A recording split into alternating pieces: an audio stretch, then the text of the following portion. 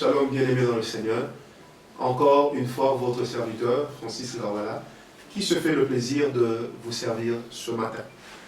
Alors, nous allons parler sur un thème important, l'importance de la foi et de la déclaration de foi dans le combat spirituel. La foi et la déclaration de foi dans le combat spirituel. J'aimerais que nous puissions lire un verset qui est très connu en termes de foi dans la parole de Dieu. Nous sommes dans Hébreux 11 à partir du verset 1. Je lis selon la version parole vivante d'Alfred Cohen. Et qu'est-ce que la foi? C'est une ferme confiance dans la réalisation de ce qu'on espère. C'est une manière de le posséder déjà par avance. Croire, c'est être absolument certain de la réalité de ce qu'on ne voit pas. Merveilleux passage, merveilleuse version. Oh, j'aime bien. C'est une ferme confiance dans la réalisation de ce qu'on espère. Bien aimé, dans le combat spirituel, la foi est une arme très puissante. Quoi que vous puissiez utiliser comme arme, lorsqu'il n'y a pas la foi comme sous-bassement, ça veut dire qu'il n'y aura pas non plus le succès escompté. Vous devez avoir la foi. La foi raffermit votre caractère. La foi vous donne le front dur. La foi vous permet justement de pouvoir agir en sachant que l'Éternel sera avec vous. Le Seigneur Jésus a dit, nous sommes dans Marc 4 à partir du verset 35, lorsqu'il y a eu l'épopée de la tempête qui a soufflé sur le navire.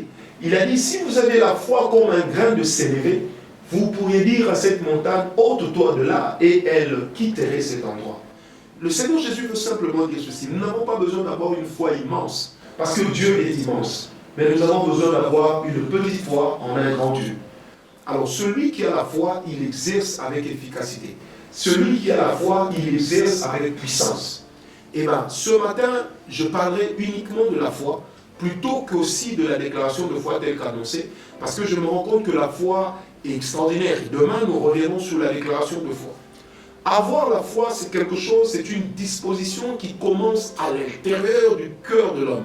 C'est une contagion spirituelle. Ça veut dire qu'une personne qui a la foi est spirituellement posée, est spirituellement confiante, est spirituellement plongée dans l'espérance que ce qu'elle est en train de demander va forcément arriver. Vous ne pouvez pas combattre les démons avec des doutes. Vous ne pouvez pas combattre les démons avec une phobie. Vous ne combattrez pas non plus les démons avec une paranoïa que vous développez. Vous savez, le combat spirituel a horreur des personnes qui sont paranoïaques. Vous devez être une personne affermie dans la foi. Vous devez être une personne affermie dans la foi en Jésus, mais affermie aussi dans la foi en la puissance de Jésus. Parce que l'évangile de Jésus ne consiste pas en paroles persuasives de la sagesse humaine, mais elle consiste en démonstration de puissance. Ma foi, une personne qui marche avec Dieu, qui se lance dans le combat spirituel, bien aimé, quand vous êtes devant les démons, ils savent quand vous avez la foi ou pas. Lorsque les 7 fils de Sceva en chassant les démons, disent nous vous chassons au nom de Jésus que prêche Paul. Ils ont démontré qu'eux-mêmes n'ont pas de relation avec ce Jésus. Deuxièmement, ils ont démontré qu'il n'y avait pas de foi et que leur foi était basée sur des résultats qu'ils ont vus s'opérer sur d'autres personnes. J'aimerais dire à quelqu'un qui me suit, il est possible d'exercer la foi. Il est possible de vivre la foi. Parce que la Bible dit mon juste vivra par la foi. Ça ne veut pas dire que mon juste ne travaillera pas. Mais tu dois avoir la foi dans toutes circonstances qu'il y a une réponse. Tu dois avoir la foi que chaque problème qui vient, il y a toujours un ange qui apporte une solution qui est venue de Dieu pour le problème que tu es en train de rencontrer. Tu dois savoir que Dieu ne permettra jamais que ta foi soit enterrée et que le seul obstacle à ta foi, c'est toi-même. Tu dois savoir que la chose qui limite la puissance de Dieu dans ta vie, c'est ta foi. Si tu crois que les démons peuvent t'obéir, tu dois avoir la foi que l'autorité se trouve en toi. Si tu crois que les démons peuvent tomber devant toi, tu dois avoir la foi que Dieu t'a donné l'autorité de le faire.